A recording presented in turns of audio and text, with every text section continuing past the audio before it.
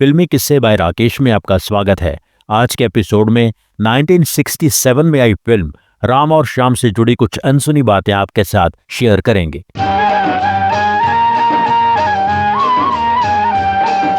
1844 में French novelist writer Alexander Dumas का novel छपा था द कोर्सिकन ब्रदर्स। कई जगह इसके छपने का साल 1841 भी बताया जाता है। इसकी कहानी से इंस्पायर होकर दुनिया भर में कई फिल्में बनी। 1881 में अमेरिकन लेखक सैमुअल लैंगहोन क्लेमेंस का यानी मार्क ट्वेन का एक नॉवल छपा the prince and the pauper. The prince and the pauper की कहानी से इंस्पायर होकर भी दुनिया भर में कई फिल्में बनी। कई फिल्में ऐसी बनी जिनमें इन दोनों नॉवेल्स की कहानी का मिश्रण था। 1964 में आई तेलुगु फिल्म रामाडू भीमुडू के बारे में यही कहा जाता है। इसकी हिंदी रीमेक बनी राम और श्याम। दिलीप कुमार ने अपनी बुक वजूद और परछाई में राम और श्याम से जुड़ी कुछ बातें लिखी हैं, वो भी आपके साथ शेयर करते हैं। दिलीप साहब ने लिखा है कि उन दिनों बम्बई फिल्म इंडस्ट्री में फिल्म निर्माता इस बारे में प्लानिंग कर रहे थे कि एक एक्टर के काम करने की कुछ लिमिट डिसाइड की जाए, यानी एक ही समय पर एक एक्टर कितनी फिल्मों में काम कर सकता है। मुझ पर इस बात का कोई असर नहीं होने वाला था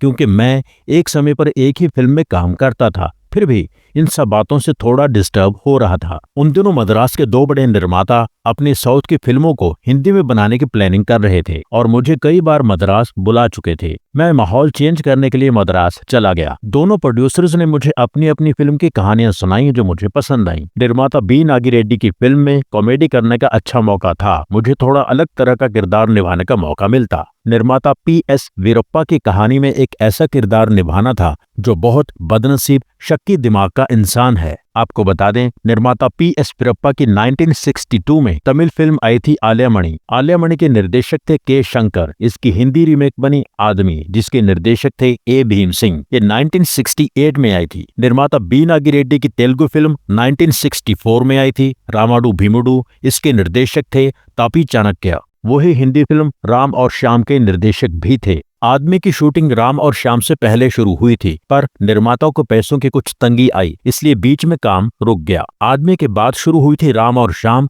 जो पहले रिलीज हो गई। राम और श्याम भी उतने समय में नहीं बन पाई जितने समय में बन जानी चाहिए थी। इसको कंप्लीट होने में भी ज्यादा समय लगा। पहले फिल्म की नायिका थी वैजयंती माला। कुछ दिन तक उन्होंने शूट भी किया। दिलीप साहब ने अपनी बुक में लिखा है कि वैजयंती माला ने बेवजह ऐसा एटीट्यूड दिखाया कि निर्माता उससे दुखी हो गए और वैजयंती माला को फिल्म से हटाने का फैसला कर लिया। हुआ ये था कि वैजयंती माला ने अपने लिए कोई साड़ी या झुमके पसंद किए थे जो निर्देशक के असिस्टेंट ने गलती से किसी और कलाकार को दे दिए। इस बात से वैजयंती माला गुस्सा हो गईं। फाइनली बी नागी रेड्डी ने उनसे कह दिया कि आप इस फिल्म में काम नहीं कर रही। वैजयंती माला की जगह वहीदा रहमान को साइन किया गया। बाद में वैजयंती माला ने यही कहा था कि ये सब दिलीप कुमार की वजह से हुआ है। उन्होंने मुझे फिल्म से निकलवाया क्योंकि वो वहीदा रहमान को फिल्म में काम देना चाहते थे। दिलीप कुमार ने कहा था कि उन दिनों वहीदा रहमान मेरे साथ आदमी में भी काम कर रही थी, इसलिए वैजयंती माला को यकीन था कि मैंने ही वहीदा को राम और श्याम में काम दिलवाया है। कहाँ वो दूध की प्याली हाथ में लिए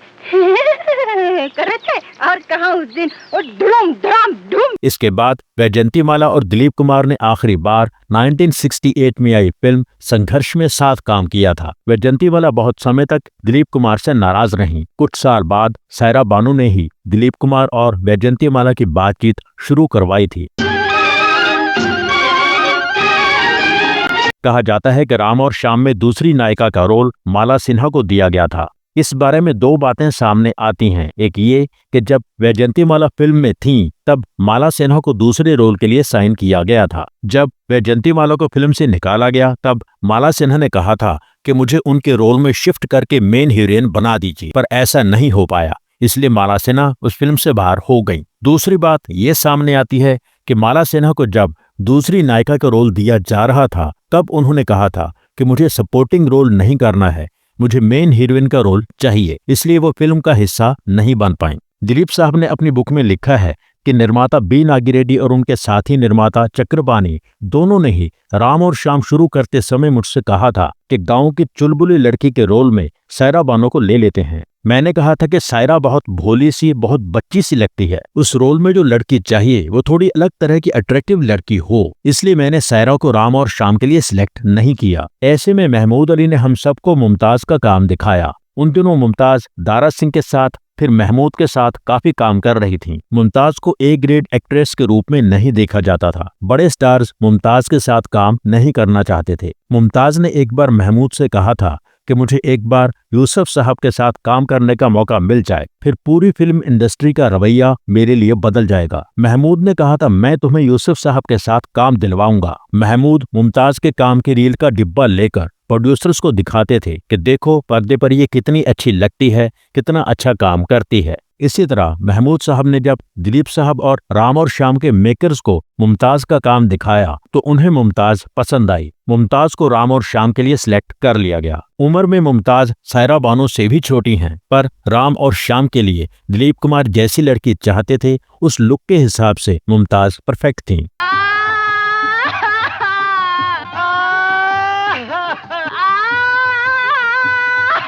राम और श्याम में काम करने की वजह से मुमताज को बहुत फायदा हुआ। जो उन्होंने कहा, जो सोचा वही हुआ। दिलीप कुमार की हीरोइन बन जाने के कारण फिल्म इंडस्ट्री का मुमताज के लिए नजरिया बदल गया। वहीदा रहमान के साथ राम और श्याम के अलावा 1967 में मुमताज एक और फिल्म में नजर आईं, पत्थर के सनम, जिसके हीरो थे मनोज कुमार। कहा जाता है कि इस फिल्म में उन्हें वहीदा रहमान ने ही काम दिलवाया था, क्योंकि राम और श्याम में काम करते हुए दोनों की अच्छी दोस्ती हो गई थी। आगे चल के मुमताज कितनी बड़ी स्टार बनी आप सब जानते हैं। जब राम और श्याम की दूसरी हीरोइन मुमताज फाइनल हो गईं, तब सायरा बानो बहुत नाराज हुईं। सायरा को उम्मीद थी कि राम और श्याम में दिलीप कुमार उन्हें दूसरी हीरोइन के रोल में सिलेक्ट कर लेंगे। दिलीप साहब ने लिखा है कि सायरा मुझसे इतनी नाराज थी कि हर जगह मेरी बुराई करती थी। राम और श्याम की शूटिंग के दिनों में ही सायरा बानो की मां नसीम बानो ने दिलीप कुमार को सायरा बानो के जन्मदिन पर इनवाइट किया। 23 अगस्त 1966 दिलीप कुमार बॉम्बे पहुंचे सायरा बानो के घर जन्मदिन की पार्टी में। इस बार सायरा को देखकर दिलीप कुमार बहुत इम्प्रेस हुए। यहीं पर यह तय हो गया कि दिलीप कुमार की जीवन साथी सायरा बानो बनेगी। 11 अक्टूबर 1966 दिलीप कुमार और सायरा बानो की शादी हो गई। 13 अक्टूबर 1966 दिलीप कुमार को राम और श्याम की शूटिंग कंप्लीट करने के लिए मद्रास जाना था। दिलीप कुमार और सायरा बानो मद्रास पहुंचे। वहां कुछ दिन दिलीप कुमार के साथ रुककर सायरा को झुक गया आसमां की शूटिंग के लिए दार्जिलिंग जाना था। दिलीप साहब ने लिखा है कि जब हम मद्रास में एयरपोर्ट पर पहुंचे, वहां राम और श्याम के निर्माता फिल्म यूनिट के बाकी मेंबर्स के साथ हमारे लिए कई मालाएं लेकर खड़े थे। मेरे और सायरा के लिए लाल गुलाब की पंखुड़ियां बिछाई गई थीं। हमें बताया गया कि एयरपोर्ट के बाहर बहुत भीड़ है, इसलिए हमें चुपचाप वहां से निकलना होगा। ओशियानिक होटल में मेरे स्वीट को बहुत अच्छी तरह सजाया गया था। पहले मैं वहां एक पलंग पर सोता था, अब उसकी जगह पूरी तरह सजा हुआ बड़ा बिस्तर था। खुशबूदार मोगरे के फूल कमरे में हर जगह लगाए गए थे। दिलीप साहब ने लिखा है कि मैं बहुत खुश था कि काम के साथ साथ मैं सायरा को भी अटेंड कर पा रहा था। मैं उसके साथ कीमती वक्त गुजार रहा था। रात का खाना हम लोग साथ में ही खाते थे। सायरा भी राम और श्याम के यूनिट के साथ घुल मिल गई थी। अब सायरा बानो को इस बात से शिकायत नहीं थी कि वो राम और श्याम का हिस्सा नहीं बन पाई। अब वो खुश थीं क्योंकि वो दिलीप कुमार की जिंदगी का हिस्सा बन गई थीं। राम और श्याम में दिलीप कुमार की बड़ी बहन का रोल निभाने के लिए निरूपा रॉय को चुना गया। असल में निरूपा रॉय दिलीप कुमार से 9 साल छोटी थीं। कहाँ चले गए थे अपनी बेसहारा बहन को छोड़कर? तुम्हें मुझ बदनसीब बताया भी नहीं आए। निरूपा रॉय के पति का रोल प्राण ने निभाया, जो फिल्म के मेन विलेन थे। प्राण साहब हर फिल्म में अपने किरदार को असरदार बनाने के लिए अपने लुक में कोई नयापन या अपने मैनरिज्म में कुछ ऐड करते थे। इस बार उन्होंने अपने किरदार को और कमीना दिखाने के लिए आंखों में लाइट कलर के लेंस पहने। एक एक्टर के रूप में उनका काम किस लेवल का होता था आप सब जानते हैं।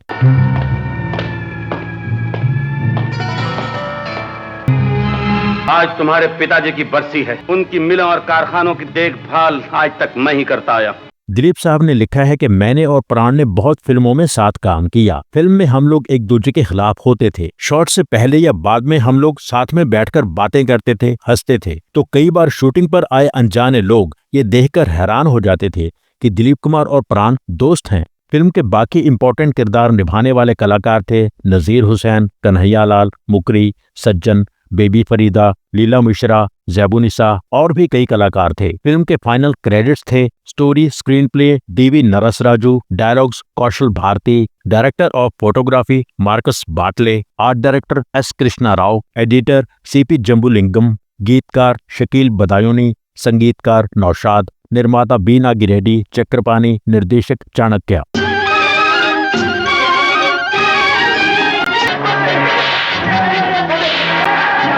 डर के मारे मेरे हाथ पैर शल हो जाते हैं। न मुझसे कुछ कहते बनता है, न मुझसे कुछ करते बनता है। दस्तखत करो। आप मुझे मार डालेंगे ना? दस्तखत करो। नहीं,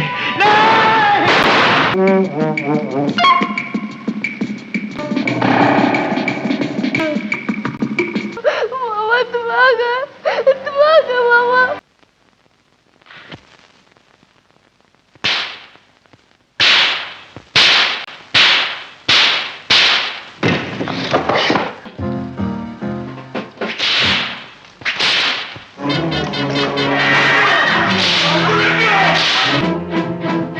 क्या हाल है श्यामराव?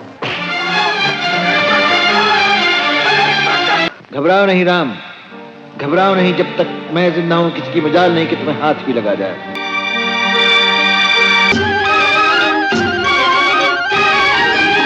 राम और श्याम में 6 गाने थे। दिलीप कुमार और नौशाद के कॉम्बिनेशन के बाकी गानों के तरह इस फिल्म के गाने भी हिट थे। 2 गाने रफी साहब के सोलो सॉन्ग्स थे। आई है बहारें मिटे जुल्मो सितम, आज की रात मेरे दिल की सलामी ले ले। आई है बहारें मिटे जुल्मो सितम, शाम ने बंसी बजाई, आज की रात मेरे दिल की सलामी ले ले। एक रफी साहब और लता जी का डुएट था, मैं हूँ साकी तू है शराबी। मैं हूँ साकी, वो नशा है के दुहाई। एक रफी साहब और आशा जी का डुएट था, वो बालम तेरे प्यार की ठंडी आग में जलते जलते। बालम तेरे प्यार की ठंडी आग में मैं न मार गई रे। एक आशा जी सोलो था, आज सखीरी मोरे पिया घर आए रे। आज सखीरी मोरे पिया घर आए रे। एक गाने में आशा जी के साथ महेंद्र कपूर जी की आवाज थी, धीरे धीरे बोल कोई सुन लेगा। धीरे धीरे बोल कोई सुन लेगा। क्या बतलाऊं हाल में तुझको। लता जी का गाया एक और बहुत अच्छा गाना था जो फिल्म की ऑडियो में था, फिल्म में नहीं था। मैंने कब तुमसे कहा था कि मुझे प्यार करो। मैंने कब तुमसे कहा था कि मुझे प्यार करो। कलाकारों की परफॉर्मेंस के बारे में कुछ भी कहने की जरूरत ही नहीं। ऑडियंस इससे पहले भी दिलीप साहब का कॉमिक रूप देख चुकी थी, खास करके आजाद, कोहिनूर और लीडर के कुछ सीन्स में। इस बार राम और श्याम में ऑडियंस ने दिलीप कुमार के कॉमेडी सीन्स को अलग तरह से एंजॉय किया। दिलीप कुमार ने कहा था कि राम और श्याम का हर सीन शूट करते समय मैं बहुत एक्साइटेड महसूस करता था। मैंने इस फिल्म में काम करते हुए बहुत एंजॉय किया। कौन लोग बताता था? अरे यही लोग बताता था। क्या बताता था? हम आता तो है लेकिन साइन नहीं करता है साहब। I am very very Tory. हाँ very very Tory, very very Tory. तभी तेल लेवा जाओ, तुम्हें भी तेल लेवा जाओ। राम और श्याम में पहली बार दिलीप कुमार ने डबल रोल निभाया था, जहां दोनों किरदार एक दूसरे के साथ नजर आते हैं। दिलीप कुमार को राम और श्याम के लिए best actor film fair award मिला था। वहीदा रहमान बेस्ट एक्ट्रेस के लिए नॉमिनेट हुई थी, पर अवार्ड मिला था नुतन को मिलन के लिए। मुमताज बेस्ट सपोर्टिंग एक्ट्रेस के लिए नॉमिनेट हुई थी, पर अवार्ड मिला था जमुना को मिलन के लिए। फिल्म बहुत कामयाब हुई। 1967 की दूसरी सबसे बड़ी हिट थी। पहले नंबर पर थी उपकार। राम और श्याम के बजट की कोई सही जानकारी नहीं है। इसकी नेट कलेक्शन थी 2 करोड़ 75 लाख। फिल्म सुपरहिट थी। इसकी रिलीज डेट 11 अप्रैल 1967 बताई जाती है। राम और श्याम को डब करके सोवियत यूनियन में रिलीज किया गया था। वहां 1972 में 1160 प्रिंट्स के साथ रिलीज की गई। 1967 की हिंदी फिल्मों के हिसाब से हमराज ने सोवियत यूनियन में सबसे ज्यादा पैसे कमाए थे। राम और श्याम दूसरे नंबर पर रही कमाई के मामले में। ओवरऑल दुनिया भर में राम और श्याम ने लगभग 10.5 करोड़ की ग्रॉस कलेक्शन की थी। कमाई और कामयाबी के साथ साथ फिल्म ने कुछ ऐसा किया जो मिटाया नहीं जा सकता, भुलाया नहीं जा सकता। राम और श्याम ने आने वाले समय में कई फिल्मों की बेसिक कहानी को जन्म दिया। भारत में बहुत रीजनल और हिंदी फिल्में इसी प्लॉट पर बनी। सीता और गीता, जैसे को तैसा, चालबाज, किशन कन्हैया तो फेमस हैं ही, और कई फिल्मों में इस प्लॉट का इस्तेमाल किया गया।